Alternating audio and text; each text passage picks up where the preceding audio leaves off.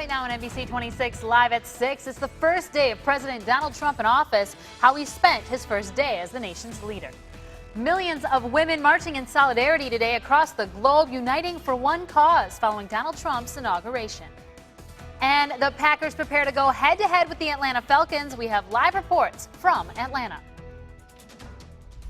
It's day one of Donald Trump's presidency. He started his first full day in office attending a prayer service. President Donald Trump, First Lady Melania Trump, Vice President Mike Pence, and his wife Karen attended the hour-long service at the National Cathedral. For years, the cathedral has hosted a prayer service for the new president.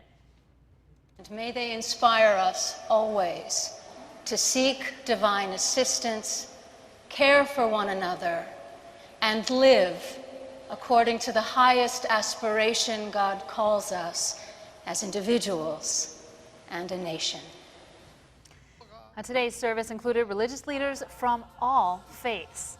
And as the day progressed, President Donald Trump visited CIA headquarters in Langley, Virginia. He addressed about 400 CIA employees. The president told them no one feels stronger about the intelligence community than he does, despite in the past publicly doubting their work. Later, President Donald Trump attacked the media for allegedly trying to create a rift between him and the intelligence community.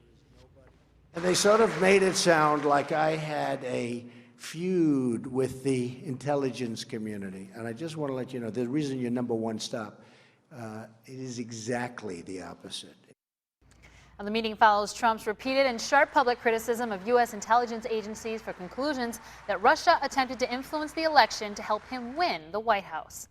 Well, locally, Republicans and Democrats are reacting to Donald Trump's first day in office. 8th Congressional District Republican Representative Mike Gallagher was in D.C. for the inauguration, and he says both sides now need to work together to get things done. At the end of the day, we all want great schools for our kids. We want safe neighborhoods, and it's our patriotism, that unites us all. And while we may come from different backgrounds and may have different views on certain things, we're all Americans at the end of the day. Now, some Democrats in Northeast Wisconsin say they aren't as optimistic about the future moving forward. The president should be an intelligent person, should wrap themselves with intelligent, experienced people. He's doing neither of that. I think the decisions that are going to be made for America from now for the next 4 years are going to be very poor ones. And today, millions of women across the globe were marching in solidarity just one day after Donald Trump becomes president. This is video right here in Wisconsin. Hundreds marching in Madison for women's rights in an effort to show the new Republican administration that women will not go backwards. The biggest march organized in Washington, where an estimated more than 500,000 people filled the National Mall grounds holding signs and chanting. Andrew Spencer has that story. Many of them clad in pink, women gathered in Washington in staggering numbers to march for civil rights. This isn't a feminist movement, it's a humanist movement. That's right. It's not about women, it's not just about women. It's about all rights. And as a rebuke of President Donald Trump. We just lost respect in the White House, we just lost dignity, we just lost hope. The mass of people in Washington grew larger than the route they intended to march. The same thing happened in Boston, where the police chief noted that the intended path of marchers would be, quote, like a snake eating its tail. We will never stop fighting to ensure equality for all of our citizens. Denver, Chicago, Phoenix, Atlanta. Leaders and activists speaking out about a litany of issues, including women's health, climate change, and immigration policy. The marches weren't just limited to the United States either. They happened around the world, with people marching in Melbourne and Sydney, Australia, and in Spain, Belgium, and Norway. Whereas protests against Trump on Friday night at times got out of hand, Saturday's movement often carried a message of unity. Just because somebody made a bad vote doesn't make them a bad person, and it's not going to make us into bad people either. I'm not going to let a bad vote have us become bad people. We're going to fight for them anyhow. I'm Andrew Spencer, reporting. Now, for continuing coverage of the new administration under President Trump, plus all of your state and local political news, just visit our website, NBC26.com, and stay connected. Well, we're under a weather alert tonight. Dense fog is creating problems, including for the Packers. The team's flight to Atlanta from Green Bay was delayed because of the fog, forcing the Packers to find other options. Meteorologist Matt Hoffman's tracking that fog now. How long is it going to stick around, Matt?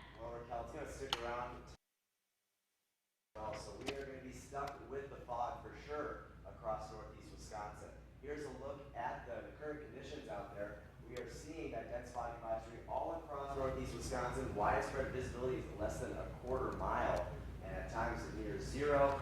Visibility is low out there across Northeast Wisconsin, and will stay that way. We did have some showers earlier, but mainly staying dry here through the overnight, and we are going to be seeing that evening planner shaking out like this. Temperatures in the upper 30s with that dense fog.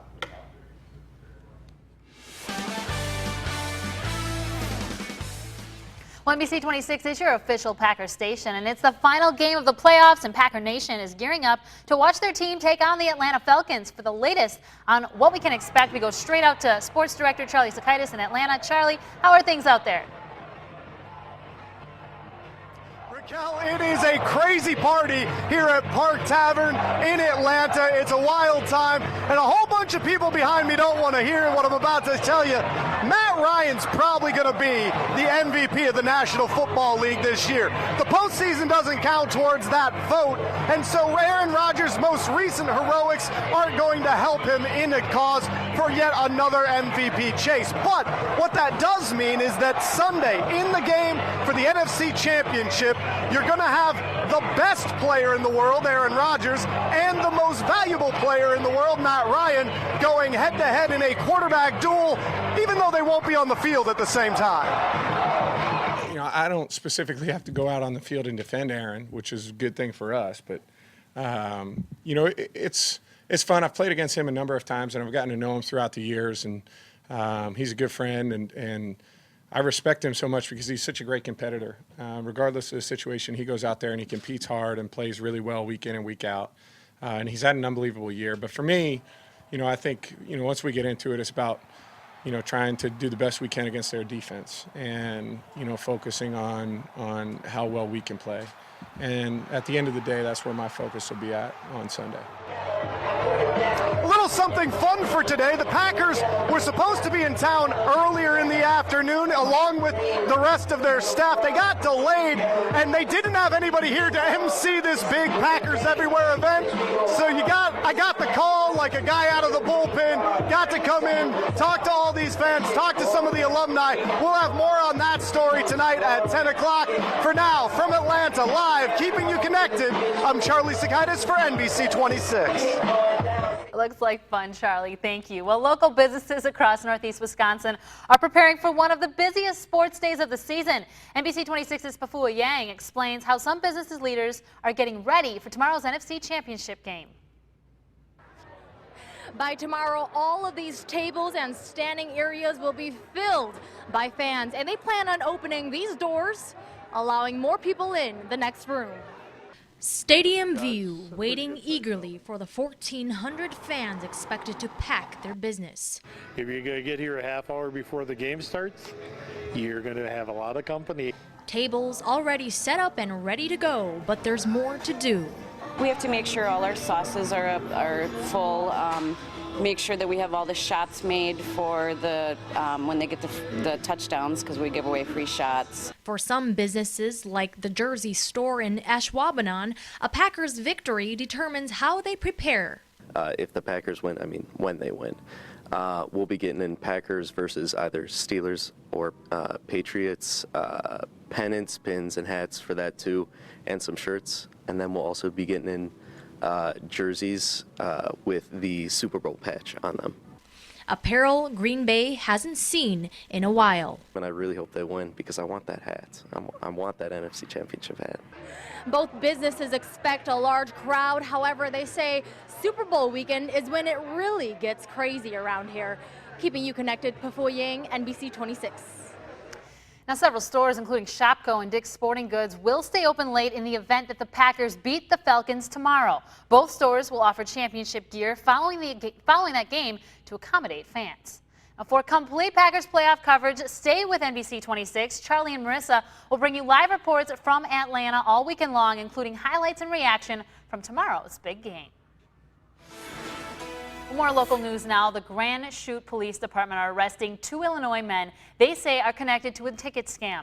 Officers say the suspects sold fake tickets to tonight's Eric Church concert at the Resch Center using Craigslist. They advertised the tickets online and completed the transactions in Grand Chute. Multiple people have fallen victim to that scam, according to police. Well, a judge will rule Monday if the state has sufficient evidence to proceed in retrying Dennis Brantner for the 1990 murder of Barrett Beck. Dennis Brantner is the sole suspect in the disappearance and killing of the young woman from Sturtevant. Investigators say they found Brantner's fingerprints in the teen's van. His first trial in Fond du Lac County ended in a hung jury. That murder trial is set to start in June. Well, still ahead here on NBC 26, a special day for college grads that almost didn't happen thanks to a snowstorm. We'll take you there. But first, what is the weather looking like for the rest of the weekend? Your forecast is next.